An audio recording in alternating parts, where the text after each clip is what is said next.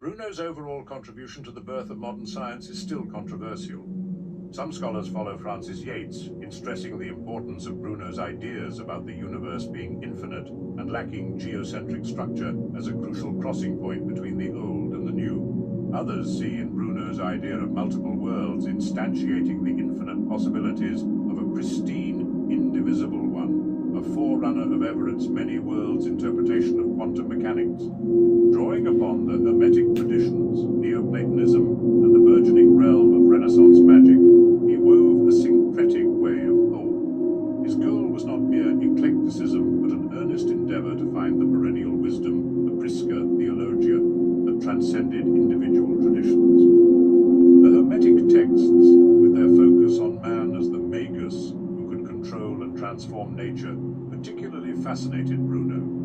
He saw in them a pathway to uniting the inner world of the spirit with the outer world of matter. Yet what truly distinguished Bruno was his relentless quest for unity. For him, religious and philosophical differences were but surface ripples on a vast ocean of underlying truth. He often remarked on the similarities between differing religions and sought to elucidate a foundational theology that could embrace all creeds. Remember, this was a time when religious divisions were not mere matters of academic debate, but issues that could and did lead to wars, persecutions, and immense suffering. Bruno's vision then was not just a lofty ideal, it was a potential balm for the wounds of a fractured Christendom and a divided world. But such endeavors come at a cost. As the insightful historian Dame Frances Yates observed about Bruno's journey, the return to the sources was to lead him through strange paths. For all the illuminating insights and bridges he sought to build, there were shadows cast, suspicions aroused, and powerful institutions that saw in his expansive vision a threat to the established order. To truly fathom the odyssey of Giordano Bruno's life, one must trace his footsteps across the European continent. From his native birthplace in Italy to the distant shores of England, Bruno's journey was as much an external exploration of lands and cultures as it was an internal quest for truth and understanding. The tensions with the Dominican order in Naples reached a tipping point, prompting Bruno to abandon the familiar confines of his monastery. This decision marked the beginning of his itinerant life, a life that would see him traverse numerous cities, each with its own challenges and revelations. His initial years of wanderings took him through various Italian cities like Venice and Padua. It was during these travels that he discarded his Dominican robes, symbolically shedding an old life and embracing a new identity. In 1579, Bruno ventured into Geneva, the citadel of Calvinism. While he did not intend to convert, he was attracted by the city's reputation for scholarship. However, Geneva's strict Calvinist ethos proved restrictive. After openly disagreeing with a university professor, he faced censure, compelling him to depart swiftly. Paris, with its vibrant intellectual milieu, offered Bruno a respite. The city's more tolerant environment allowed him to publish his works, notably De Umbris Iderum, translated to On the Shadows of Ideas, wherein he elaborated on the art of memory, a topic of great interest during the Renaissance. His erudition earned him the patronage of King Henry III, who appointed Bruno as a lecturer at the Sorbonne. Bruno stated that, "I got me such a name that King Henry III summoned me one day to discover from me if the memory which I possessed was natural or acquired by magic art. I satisfied him that it did not come from sorcery, but from organized knowledge. And following this, I got a book on memory printed, entitled The Shadows of Ideas, which I dedicated to His Majesty. Forthwith, he gave me an extraordinary lectureship with a salary." In 1583, Bruno went to England with letters of recommendation from Henry III as a guest of the French ambassador Michel de Castelnau. Bruno lived at the French embassy with the lexicographer John Florio. There he became acquainted with the poet Philip Sidney, to whom he dedicated 2 books, and other members of the Hermetic circle around John Dee, though there is no evidence that Bruno ever met Dee himself. He also lectured at Oxford and unsuccessfully sought a teaching position there. His views were controversial, notably with John Underhill, rector of Lincoln College, and subsequently Bishop of Oxford, and George Abbot, who later became Archbishop of Canterbury. Abbot mocked Bruno for supporting the opinion of Copernicus that the earth did go round and the heavens did stand still, whereas in truth it was his own head which rather did run round and his brains did not stand still.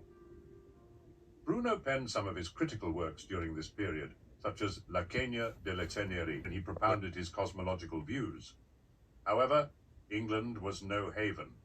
His radical ideas and critiques of the academic establishment soon made him unpopular. Bruno's later wanderings led him to cities like Prague and Frankfurt, but his travels were not aimless. Each city offered new opportunities for discourse, publication, and debate. However, the shadows of his past and the controversies surrounding his ideas loomed large. In a fateful decision, Bruno returned to Italy, lured by the prospect of a Venetian patronage. Yet, Venice would become the gateway to his final ordeal. Accused of heresy, he was extradited to Rome, where he would face the tribunal of the Roman Inquisition. So, in understanding Bruno's European travels, we witness a life lived fiercely and freely, pushing boundaries both geographically and intellectually.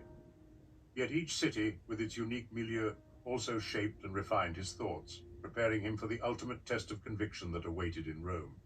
The path of unyielding truth and conviction, as history has often shown, can lead one to face the most severe of human institutions. For Bruno, this path led to the formidable gates of the Roman Inquisition. Bruno's return to Italy, though initially filled with promise, soon turned perilous. Accused of blasphemy and heresy by a Venetian nobleman whom he had previously tutored, Bruno was arrested. Despite the gravity of his situation in Venice, it was his extradition to Rome that would seal his fate. The Roman Inquisition, established to maintain doctrinal purity and suppress heretical views, viewed Bruno with deep suspicion. The Inquisition's case against Bruno was multifaceted. He was accused of holding numerous heretical beliefs, including the infinitude of the universe and the existence of multiple worlds. Moreover, his doubts about certain Catholic dogmas, such as the Trinity and the virginity of Mary, were deemed dangerous. But perhaps the most controversial was his belief in the transmigration of souls or reincarnation, a doctrine far removed from Christian orthodoxy. Bruno's trial was neither swift nor merciful. He spent 7 long years in the prisons of the Inquisition, facing interrogations and pressures to recant. While records from this period are scant, one can imagine the physical and mental ordeal Bruno endured. Yet, his spirit remained unbroken. In a final confrontation in 1600, Bruno was presented with a summary of his charges and given one last chance to recant. In response, he is believed to have said, "Perhaps you pronounce this sentence against me with greater fear than I receive it." With these words, he sealed his fate. The Inquisition found him guilty of heresy and handed him over to the secular authorities for execution. On February 17, 1600, in the public square of Campo di Fiori in Rome, Giordano Bruno met his tragic end. Refusing a final chance to confess, and with his tongue bound to silence any last words, he was burned at the stake. His death was not just the extinguishing of a single life, but symbolized the clash between an old worldview and a new, burgeoning understanding of the universe. For many, Bruno's execution symbolized the Church's resistance to the new science and free thought.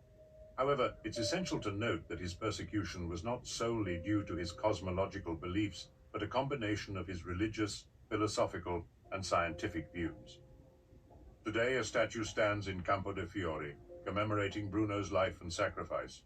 Erected in 1889, this monument serves as a testament to freedom of thought and the price some have paid in its name.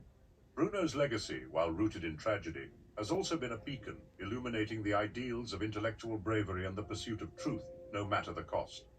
While the flames that consumed Bruno in Campo de Fiori might have extinguished his mortal life, they could not quell the profound impact of his thoughts and ideals. Over the centuries, his legacy has grown, embodying the principles of free thought, cosmic wonder, and the relentless pursuit of truth.